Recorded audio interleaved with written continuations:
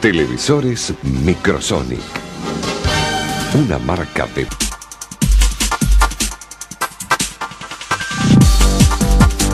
10 de la mañana, 13 minutos, estamos con el diputado Fernando Amado, autor de Bajo Sospecha, Militares en el Uruguay Democrático, una investigación sobre cómo ha sido la relación entre partidos políticos y las Fuerzas Armadas en estos años, en estas décadas, desde la vuelta a la democracia. En el primer bloque repasamos cómo es la estructura militar y cómo es un poco la lógica interna de esa estructura militar. Y vamos a hablar ahora de la relación con el sistema político y con el resto de la sociedad que tienen las Fuerzas Armadas. Estamos comentando en la tanda varios episodios que fueron claves en estos años, pero quizás para empezar la primera pregunta sería: ¿cuál fue para ti, o a partir de la investigación, el episodio más delicado en esa relación entre sistema político y Fuerzas Armadas? El episodio más delicado post dictadura, sin duda, que fue el episodio aquel que muchos conocen, que tiene como protagonista al teniente general Hugo Medina, y que lo que sucedió fue que se venía una andanada, digamos, de citaciones judiciales a algunos oficiales por temas que habían pasado en la dictadura, de violación de derechos humanos, y el teniente general Medina lo que hizo, o popularmente se conoce como que Medina puso las citaciones en el cofre Ford del ejército, y que de ahí no iban a salir. Llegaban los papelitos del juzgado, iban para ahí. Entonces, citando a un militar, y él las guardaba. Y él las guardaba en el cofre Ford. Entonces ahí Medina lo que hizo, algunos lo pueden haber tomado o pueden sacar la conclusión de que fue una insubordinación. O sea, no se llegó a la insubordinación, pero no se llegó porque Medina, digamos, blanqueó esto. Claro. ¿No? O sea, lo hizo público, y a partir de ahí los actores políticos del momento, y los actores políticos del momento son Sereñi, son Sanguinetti, que era el presidente, y sobre todo Wilson Ferreira Aldunate, año 86, empezaron a justamente apreciar qué capacidad de negociación y de regateo había para solucionar este tema, porque claro, si llegaba la fecha en que tenían que ir los oficiales a los tribunales y no iban, ahí sí se consolidaba el desacato. Y los tenían que mandar a buscar, claro, y los tenían que mandar a buscar. Entonces ahí ya se generaba toda una situación que en una democracia recién restablecida era muy comprometida, y sobre todo yo diría que debilitaba al presidente y al poder político. Entonces allí hubo sin duda un gesto muy grande, más allá de sus convicciones personales, de Wilson Ferreira Aldunate, de apostar a que en ese momento, después de haber, y en el libro está claro, después de haber calculado bien a ver qué espacio de negociación había y darse cuenta de que no había espacio de negociación en este tema, por lo menos por el momento, haber sido uno de los promotores, junto con el Partido Colorado, de la ley de caducidad, que tanto dolores de cabeza, humanos, sentimentales, de convicción, seguramente le debe haber generado tanto a Wilson, al Partido Nacional, al Partido Colorado y a quienes la votaron, que sintieron que era una buena herramienta en ese momento, porque la situación era esa. Pero esa fue, yo diría, que la situación más de jaque, ¿no?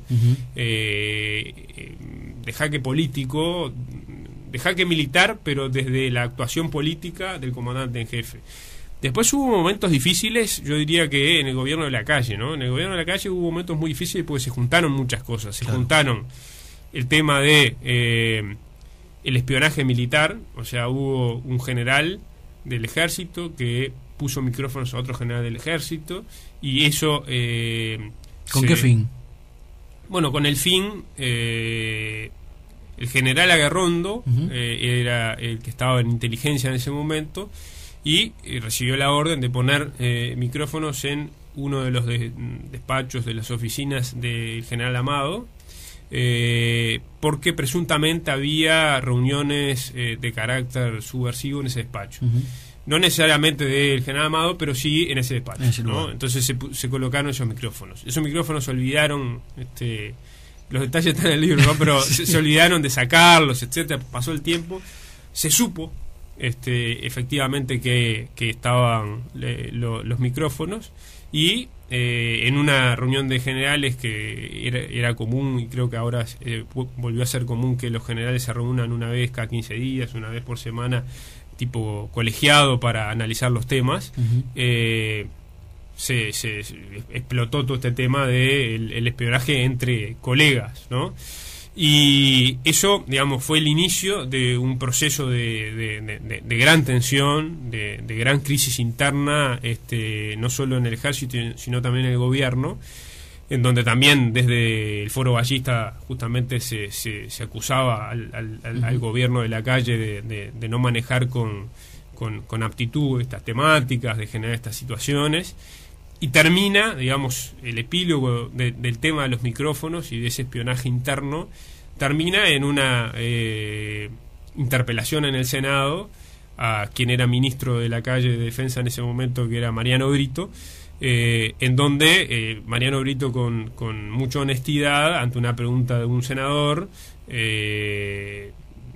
cuenta y confirma que no solo había pasado eso con el general Amado y el general Aguerrondo, sino también estaban intervenidos los teléfonos del comandante jefe del momento, que era el teniente general Rebollo, pero también del ministro, o sea, del mismo, ¿no? Entonces, digo, toda esa situación generó en el Senado una situación de honda preocupación que daba como para cesar al ministro, o sea, o que el Senado tuviera una moción negativa hacia la situación que estaba pasando, pero hubo un acuerdo político entre los senadores en el momento, dada a la delicadeza del tema, en donde se hizo una declaración conjunta de todos los partidos, y al otro día el presidente de Lacalle cambió el ministro y puso a Martins al frente de la Defensa Nacional.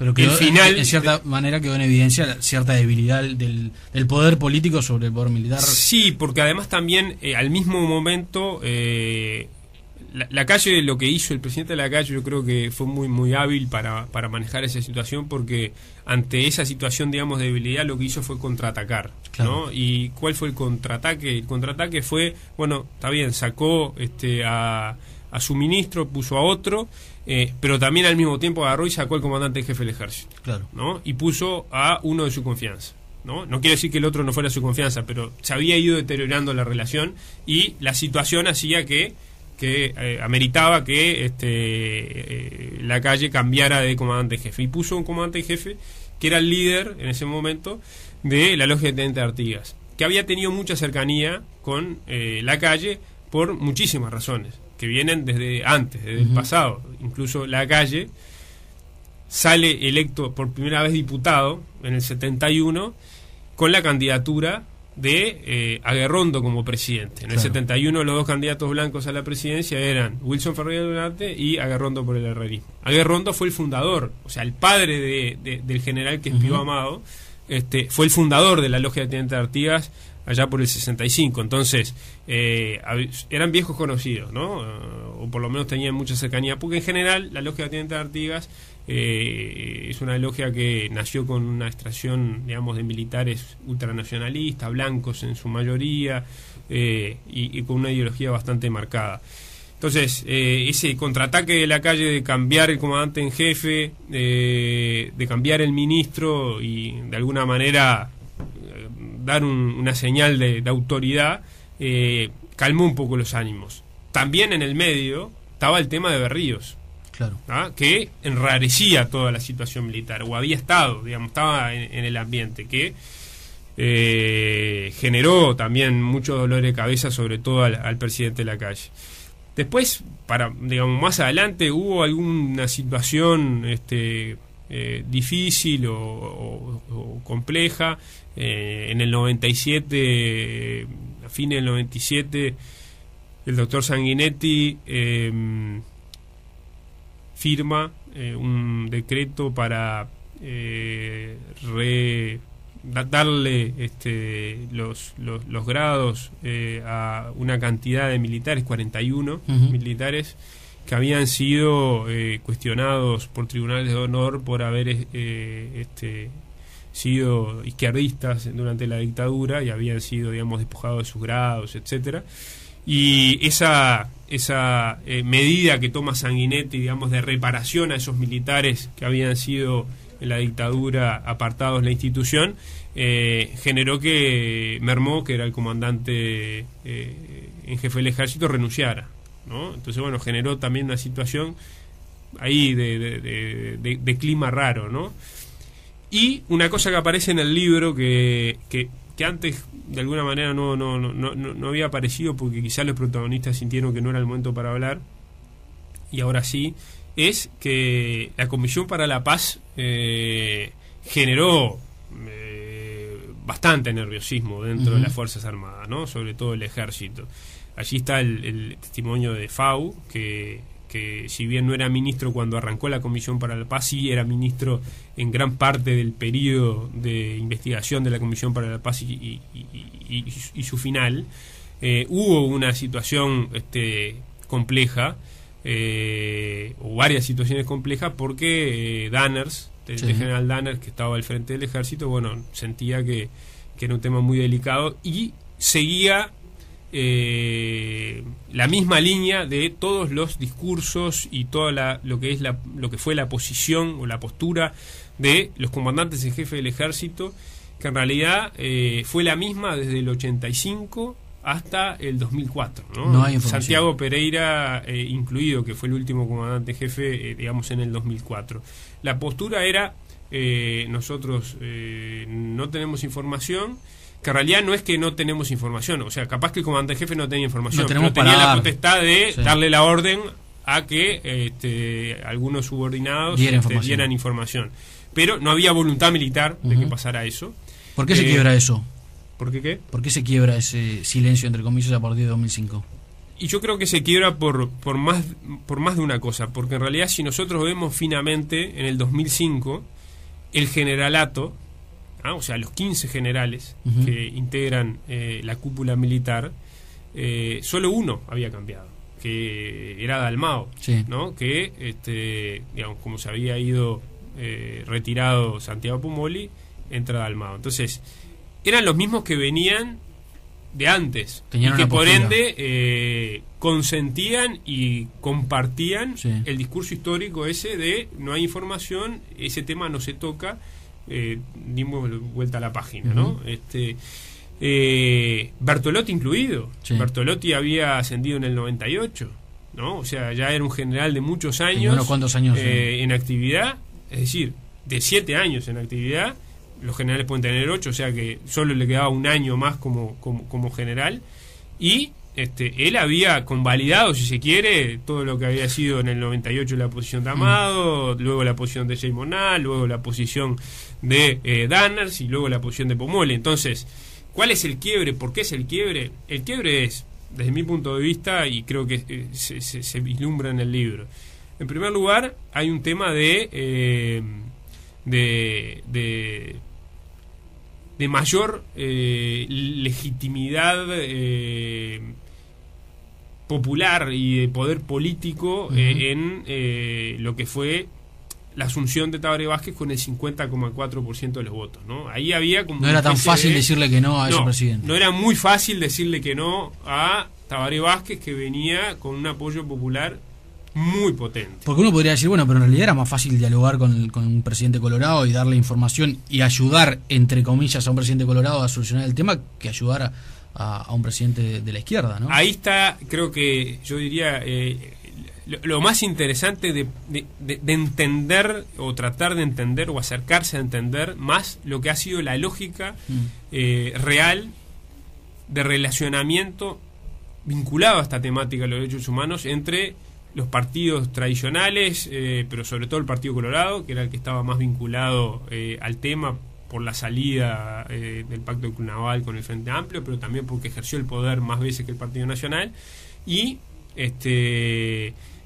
los militares, ¿no? Porque ahí hay como una especie de suerte de pase de cuentas, ¿no? Los militares lo que sienten es que en realidad los colorados los traicionaron, ¿no? Porque, y Fau lo dice con todas las letras, y Sanguinetti también. O sea, resulta que aquellos militares que a nosotros nos ponían un poco en jaque y corporativamente se notaba que había intranquilidad si nosotros tocábamos el tema de derechos humanos, entonces ese tema como que nosotros no sentíamos que pudiéramos avanzar.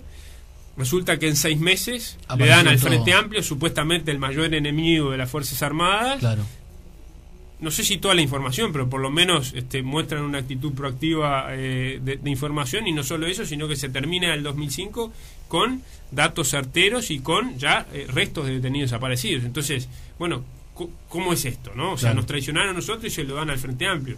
Por otro lado, yo creo que el Frente Amplio se movió muy bien y logró encontrar interlocutores dentro de las Fuerzas Armadas que no jugaron un papel, digamos, de fuerte negociador, ¿no? Sino más bien de administrador de lo que eran las órdenes del Poder Ejecutivo.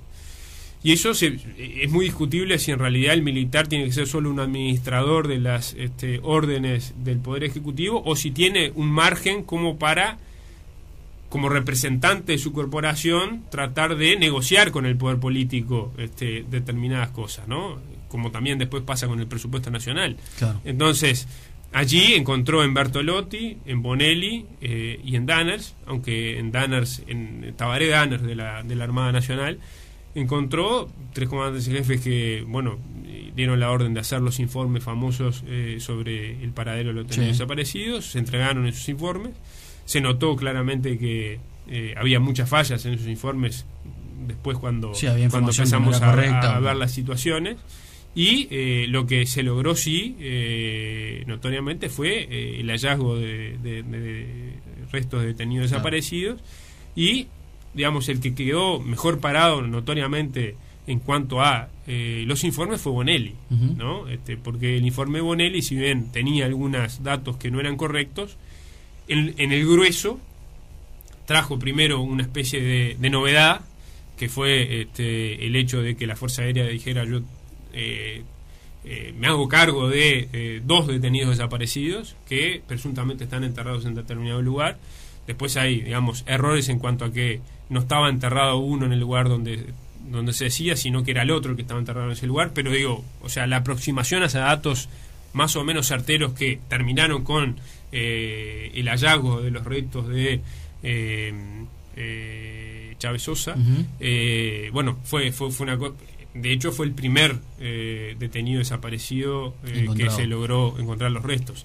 El del Ejército estaba plagado de errores. Ahí entra todo una discusión interna de si le mintieron a Bertolotti, si no le mintieron a Bertolotti, si Bertolotti hizo la vista gorda o no. Es decir, ahí entra todo un complejo entramado de pase de facturas interna y externa a veces, ¿no? Entonces, aunque el quiebre, y lo dicen los militares con los generales de hoy en actividad, pero también algunos retirados, el quiebre fue la entrada a los cuarteles, ¿no? Claro. O sea, como que ese fue el quiebre moral, si se quiere, para los militares. O sea, el ingreso a excavar en los cuarteles fue como el quiebre más fuerte desde el punto de vista de la fractura de aquella cosa corporativa en donde, bueno, acá no van a entrar, este tema no se toca, y ni pensar en que ingresen a los cuarteles, ¿no? ¿Hacia dónde van hoy las Fuerzas Armadas?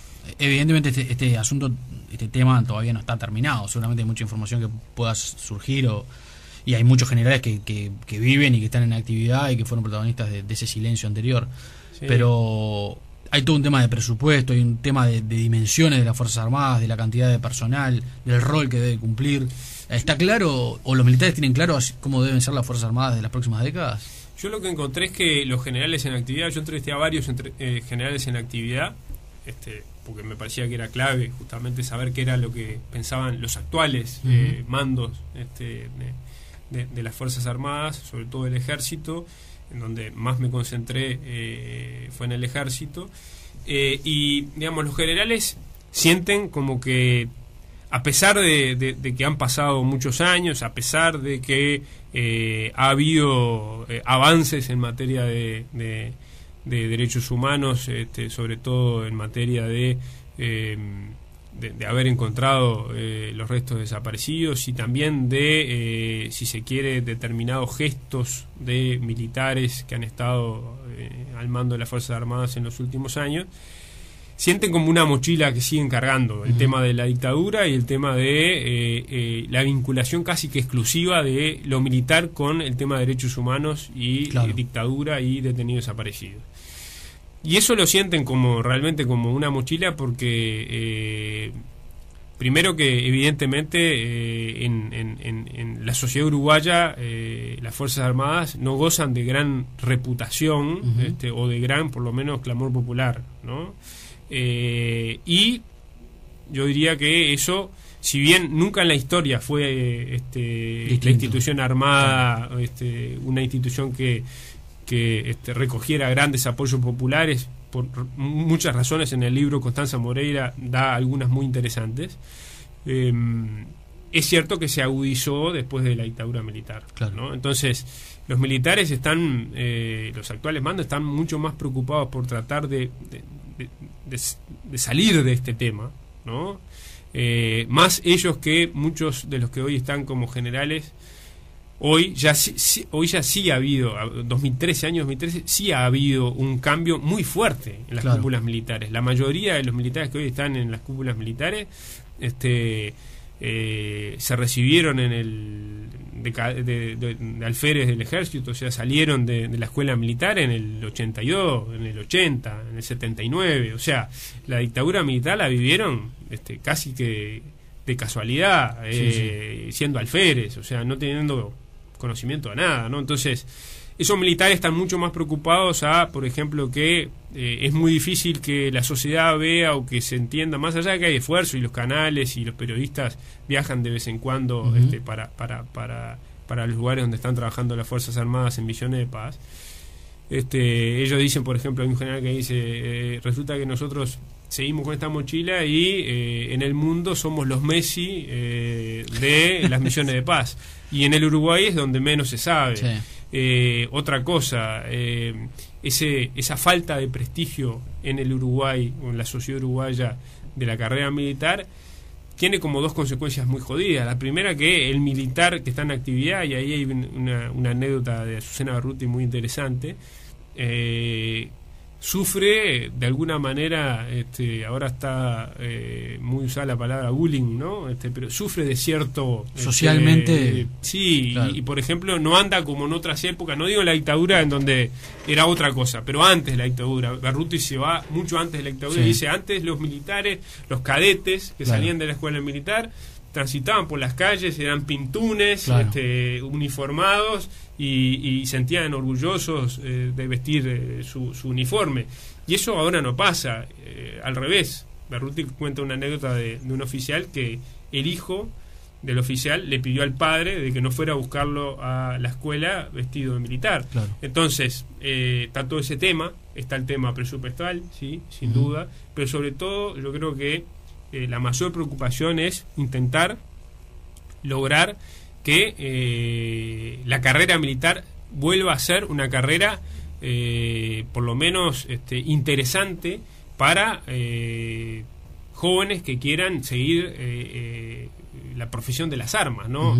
Porque es un dato de la realidad que todas estas cosas han atentado de alguna manera, indirectamente o directamente, con una mayor deserción de las Fuerzas Armadas, con una mayor cantidad de oficiales que van perdiendo motivación y pasan a retiro. No es un dato nada menor, sino que bastante desalentador, y yo diría que preocupante que alrededor de 50 coroneles hayan pedido pase a retiro en los últimos 2 años. Eso muestra que hay una situación de descontento, pero de desmotivación sobre todo.